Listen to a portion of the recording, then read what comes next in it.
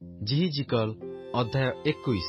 ଅନନ୍ତର ସଦାପ୍ରଭୁଙ୍କର ବାକ୍ୟ ମୋ ନିକଟରେ ଉପସ୍ଥିତ ହେଲା, ଯଥା, ହେ ମନୁଷ୍ୟ ସନ୍ତାନ, ତୁମ୍ଭେ ଜିରୁସାଲମ ଆଡ଼େ ଆପଣା ମୁଖ ରଖ, ପବିତ୍ର ସ୍ଥାନ ସମୂହର ଆଡ଼େ ଆପଣା ବାକ୍ୟ ବର୍ଷଣ କର ଓ ଇସ୍ରାଏଲ ଦେଶ ବିରୁଦ୍ଧରେ ଭବିଷ୍ୟତ ବାକ୍ୟ ପ୍ରଚାର କର। ଆଉ ଇସ୍ରାଏଲ ଦେଶକୁ କୁହ, ସଦାପ୍ରଭୁ ଏହି କଥା କହନ୍ତି, ଦେଖ, ଆମ୍ଭେ ତୁମ୍ଭର ପ୍ରତିକୂଳ ଅଟୁ ଓ ଆମ୍ଭେ ଆପଣା ଖଡ୍ଗ କୋଷରୁ ବାହାର କରି ତୁମ୍ଭ ମଧ୍ୟରୁ ଧାର୍ମିକ ଓ ଦୁଷ୍ଟକୁ ଉଚ୍ଛିନ୍ନ କରିବା। ଆମ୍ଭେ ତୁମ୍ଭ ମଧ୍ୟରୁ ଧାର୍ମିକ ଓ ଦୁଷ୍ଟକୁ ଉଚ୍ଛିନ୍ନ କରିବା। ଏଥିପାଇଁ ଆମ୍ଭର ଖଡ୍ଗ କୋଷରୁ ବାହାରି ଦକ୍ଷିଣଠାରୁ ଉତ୍ତର ପର୍ଯ୍ୟନ୍ତ ସମସ୍ତ ପ୍ରାଣୀର ବିରୁଦ୍ଧରେ ଯିବ।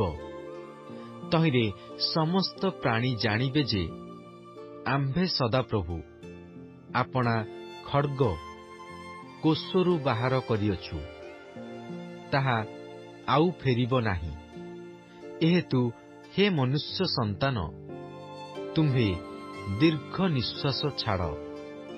ତୁମ୍ଭେ ଆପଣା କଟି ଭାଙ୍ଗି ମନସ୍ତାପ ପୂର୍ବକ ସେମାନଙ୍କ ସାକ୍ଷାତରେ ଦୀର୍ଘ ନିଶ୍ୱାସ ଛାଡ଼ିବ।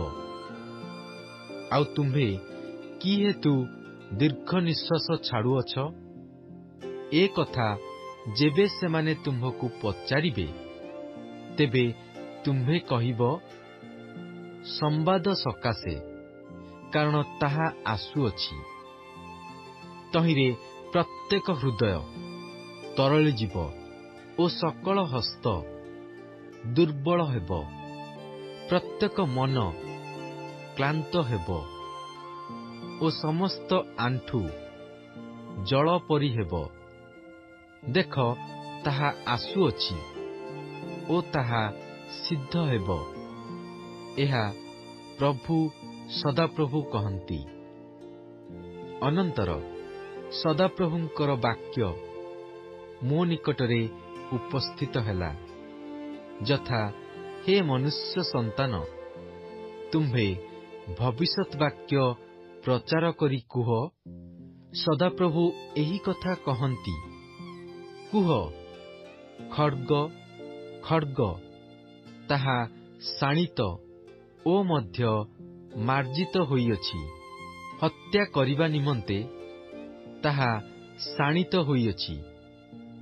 ବିଜୁଳି ପରି ହେବା ପାଇଁ ତାହା ମାର୍ଜିତ ହୋଇଅଛି। ତେବେ ଆମ୍ଭେମାନେ କି ଆମୋଦ ପ୍ରମୋଦ କରିବା? ଆମ୍ଭ ପୁତ୍ରର ରାଜଦଣ୍ଡ ଯାବତୀୟ କାଷ୍ଠକୁ ତୁଚ୍ଛ କରେ। ପୁଣି ହାତରେ ଧରାଯିବା ନିମନ୍ତେ ତାହା ମାର୍ଜିତ ହେବା ପାଇଁ ଦିଆଯାଇଅଛି।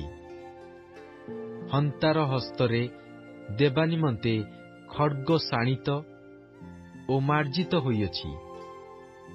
ହେ ମନୁଷ୍ୟ ସନ୍ତାନ, କ୍ରନ୍ଦନ ଓ ହାହାକାର କର, କାରଣ ତାହା ଆମ୍ଭର ଲୋକମାନଙ୍କ ବିରୁଦ୍ଧରେ, ଇସ୍ରାଏଲର ସମସ୍ତ ଅଧିପତିଗଣର ବିରୁଦ୍ଧରେ ଉପସ୍ଥିତ ହୋଇଅଛି। ସେମାନେ ଆମ୍ଭ ଲୋକମାନଙ୍କ ସହିତ ଖଡ୍ଗରେ ସମର୍ପିତ ହୋଇଅଛନ୍ତି। ଏଣୁ ତୁମ୍ଭେ ଆପଣା ଉରୁଦେଶରେ ଆଘାତ କର, କାରଣ ପରୀକ୍ଷା ଗୋଟିଏ ଅଛି। ପୁଣି ସେହି ତୁଚ୍ଛକାରୀ ରାଜଦଣ୍ଡ ଯେବେ ଆଉ ନ ରହେ, ତେବେ ତହିଁରେ ହିଁ କି? ଏହା ପ୍ରଭୁ ସଦାପ୍ରଭୁ କହନ୍ତି। ଏହେତୁ ହେ ମନୁଷ୍ୟ ସନ୍ତାନ, ତୁମ୍ଭେ ଭବିଷ୍ୟତ ବାକ୍ୟ ପ୍ରଚାର କର ଓ ତୁମ୍ଭ ଦୁଇ ହସ୍ତ ଏକତ୍ର ମାର।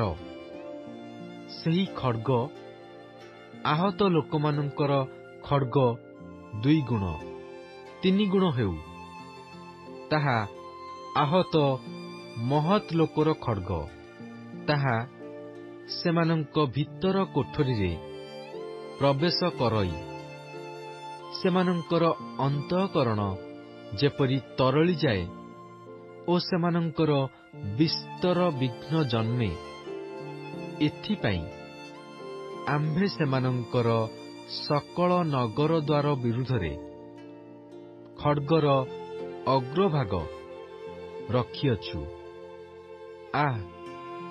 ତାହା ବିଜୁଳି ତୁଲ୍ୟ ନିର୍ମିତ ହତ୍ୟା କରିବା ନିମନ୍ତେ ତାହା ତୀକ୍ଷ୍ଣ କରାଯାଇଅଛି। ତୁମ୍ଭେ ଆପଣାକୁ ଏକତ୍ର କର, ଡାହାଣକୁ ଯାଅ, ଆପଣାକୁ ସଜାଇ ବାମ ଆଡ଼େ ଯାଅ, ଯେ କୌଣସି ଆଡ଼େ ତୁମ୍ଭର ମୁଖ ରଖାଯାଇଅଛି, ଆପଣାକୁ ପ୍ରସ୍ତୁତ କର। ଆମ୍ଭେ ମଧ୍ୟ ଆପଣାର 2 ହସ୍ତ ଏକତ୍ର ମାରିବା ଓ ଆମ୍ଭେ ଆପଣା କୋପକୁ ତୃପ୍ତ କରାଇବା। ଆମ୍ଭେ ସଦାପ୍ରଭୁ ଏହା କହିଅଛୁ। ପୁନର୍ବାର ସଦାପ୍ରଭୁଙ୍କର ବାକ୍ୟ ମୋ ନିକଟରେ ଉପସ୍ଥିତ ହେଲା, ଯଥା, ହେ ମନୁଷ୍ୟ ସନ୍ତାନ, ବାବିଲ ରାଜାର ଖଡ୍ଗ ଆସିବା ପାଇଁ ତୁମ୍ଭେ ଆହୁରି 2 ପଥ ନିରୂପଣ କର। ସେ 2 ପଥ ଏକ ଦେଶରୁ ଆସିବ, ଆଉ ତୁମ୍ଭେ ଏକ ସ୍ଥାନ ଚିହ୍ନିତ କର, ନଗରଗାମୀ ପଥ ମୁଣ୍ଡରେ ଚିହ୍ନିତ କର। ଅମୋନ ସନ୍ତାନଗଣର ରବ୍ବାକୁ ଓ ପ୍ରାଚୀର ବେଷ୍ଟିତ ଜିରୁସାଲମସ୍ଥ ଜିହୁଦାକୁ ଖଡ୍ଗ ଆସିବା ନିମନ୍ତେ ତୁମ୍ଭେ ପଥ ପ୍ରସ୍ତୁତ କର। କାରଣ ବାବିଲ ରାଜା ମନ୍ତ୍ରପାଠ କରିବା ନିମନ୍ତେ 2 ପଥର ସଙ୍ଗମ ସ୍ଥାନରେ, ଅର୍ଥାତ୍ 2 ପଥର ମୁଣ୍ଡରେ ଠିଆ ହେଲା। ସେ ତୀର ସବୁ ଏଣେତେଣେ ହଲାଇଲା। ସେ ଠାକୁରମାନଙ୍କୁ ମନ୍ତ୍ରଣା ପଚାରିଲା। ସେ ଯକୃତ୍ ନିରୀକ୍ଷଣ କଲା। ତାହାର ଦକ୍ଷିଣ ହସ୍ତରେ ଜିରୁସାଲମ ନାମରେ, ଅର୍ଥାତ୍ ସେ ସ୍ଥାନରେ ପ୍ରାଚୀର ଭେଦକ ଯନ୍ତ୍ର ସ୍ଥାପନ କରିବାକୁ, ବଦ୍ଧ ଆଜ୍ଞା ଦେବାକୁ, ଉଚ୍ଚେଇ ସ୍ୱରରେ ସିଂହନାଦ କରିବାକୁ, ନଗରର ଦ୍ୱାରସମୂହର ବିରୁଦ୍ଧରେ ପ୍ରାଚୀର ଭେଦକ ଯନ୍ତ୍ର ସ୍ଥାପନ କରିବାକୁ, ବନ୍ଧ ବାନ୍ଧିବାକୁ ଓ ଦୁର୍ଗ ନିର୍ମାଣ କରିବାକୁ ଜିରୁସାଲମର ନାମରେ ମନ୍ତ୍ର ଉଠିଲା। ମାତ୍ର ସେମାନଙ୍କ ପ୍ରତି, ଅର୍ଥାତ୍ ଯେଉଁମାନେ ଥରକୁ ଥର ସେମାନଙ୍କ ନିକଟରେ ଶପଥ କରିଅଛନ୍ତି, ସେମାନଙ୍କ ଦୃଷ୍ଟିରେ ତାହା ମିଥ୍ୟା ବୋଧ ହେବ, ତଥାପି ସେମାନେ ଯେପରି ଧରାଯିବେ, ଏଥିପାଇଁ ସେ ସେମାନଙ୍କର ଅଧର୍ମ ସ୍ମରଣରେ ଆଣିବେ। ଏହେତୁ ପ୍ରଭୁ ସଦାପ୍ରଭୁ ଏହି କଥା କହନ୍ତି, ତୁମ୍ଭମାନଙ୍କର ଆଜ୍ଞା ଲଙ୍ଘନ ସବୁ ଅନାବୃତ ହେବାରେ ତୁମ୍ଭେମାନେ ଆପଣାମାନଙ୍କର ଅଧର୍ମ ସ୍ମରଣ କରାଇଅଛ। ଏଥିପାଇଁ ତୁମ୍ଭମାନଙ୍କର ସକଳ କ୍ରିୟାରେ ତୁମ୍ଭମାନଙ୍କର ପାପ ପ୍ରକାଶ ପାଏ। ତୁମ୍ଭେମାନେ ସ୍ମରଣକୁ ଆସିବାରୁ ତୁମ୍ଭେମାନେ ହସ୍ତରେ ଧରାଯିବ। ପୁଣି ହେ ଆହତ ଦୁଷ୍ଟ ଇସ୍ରାଏଲୀୟ ଅଧିପତି, ଅନ୍ତିମ ଅପରାଧ ସମୟରେ ତୁମ୍ଭର ଦିନ ଉପସ୍ଥିତ ହୋଇଅଛି। ପ୍ରଭୁ ସଦାପ୍ରଭୁ ଏହି କଥା କହନ୍ତି। ଶିରଭୂଷଣ ଦୂର କର, ରାଜମୁକୁଟ କାଢ଼ି ପକାଅ। ଏହା ସେପରି ଆଉ ରହିବ ନାହିଁ। ଯାହା ନୀଚ ତାହାକୁ ଉଚ୍ଚ କର, ଓ ଯାହା ଉଚ୍ଚ ତାହାକୁ ନୀଚ କର। ଆମ୍ଭେ ତାହା ଓଲଟାଇ ପକାଇବା, ଓଲଟାଇ ପକାଇବା, ଓଲଟାଇ ପକାଇବା। ଯେ ଅଧିକାରୀ ଅଟନ୍ତି ସେ ନ ଆସିବା ପର୍ଯ୍ୟନ୍ତ ଏହା ମଧ୍ୟ ଆଉ ରହିବ ନାହିଁ। ତହୁଁ ଆମ୍ଭେ ତାହାଙ୍କୁ ଏହା ଦେବା। ପୁଣି ହେ ମନୁଷ୍ୟ ସନ୍ତାନ, ତୁମ୍ଭେ ଭବିଷ୍ୟତ୍ ବାକ୍ୟ ପ୍ରଚାର କରି କୁହ, ପ୍ରଭୁ, ସଦାପ୍ରଭୁ ଅମୋନ୍ ସନ୍ତାନଗଣ ବିଷୟରେ ଓ ସେମାନଙ୍କ ଅପମାନ ବିଷୟରେ ଏହି କଥା କହନ୍ତି।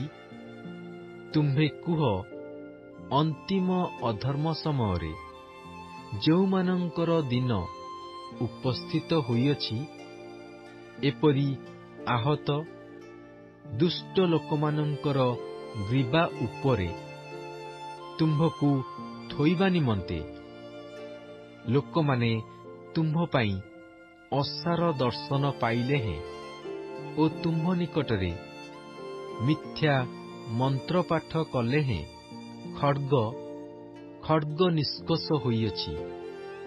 ହତ୍ୟା ଓ ଗ୍ରାସ କରିବା ନିମନ୍ତେ ତାହା ଯେପରି ବିଦ୍ୟୁତ୍ ପରି ହେବ, ଏଥିପାଇଁ ତାହା ମାର୍ଜିତ ହୋଇଅଛି। ତାକୁ ପୁନର୍ବାର ତାହାର କୋଷକୁ ଫେରାଇ ଆଣ। ତୁମ୍ଭେ ଯେଉଁ ସ୍ଥାନରେ ସୃଷ୍ଟ ହୋଇଥିଲ ଓ ଯେଉଁ ଦେଶରେ ତୁମ୍ଭେ ଜନ୍ମ ହୋଇଥିଲ, ସେଠାରେ ଆମ୍ଭେ ତୁମ୍ଭର ବିଚାର କରିବା, ଆଉ ଆମ୍ଭେ ତୁମ୍ଭ ଉପରେ ଆପଣା କ୍ରୋଧ ଢାଳିବା। ଆମ୍ଭେ ତୁମ୍ଭ ଉପରେ ଆପଣା କୋପରୂପ ଅଗ୍ନି ଫୁଙ୍କିବା। ପୁଣି ଆମ୍ଭେ ପଶୁବତ୍ ଓ ବିନାଶ କରିବାକୁ ନିପୁଣ ଲୋକମାନଙ୍କ ହସ୍ତରେ ତୁମ୍ଭକୁ ସମର୍ପଣ କରିବା। ତୁମ୍ଭେ ଅଗ୍ନି ପାଇଁ ଜାଳ ସ୍ୱରୂପ ହେବ, ତୁମ୍ଭର ରକ୍ତ ଦେଶ ମଧ୍ୟରେ ପତିତ ହେବ। ତୁମ୍ଭେ ଆଉ ସ୍ମୃତି ପଥରେ ଆସିବ ନାହିଁ, କାରଣ ଆମ୍ଭେ ସଦାପ୍ରଭୁ ଏହା କହିଅଛୁ।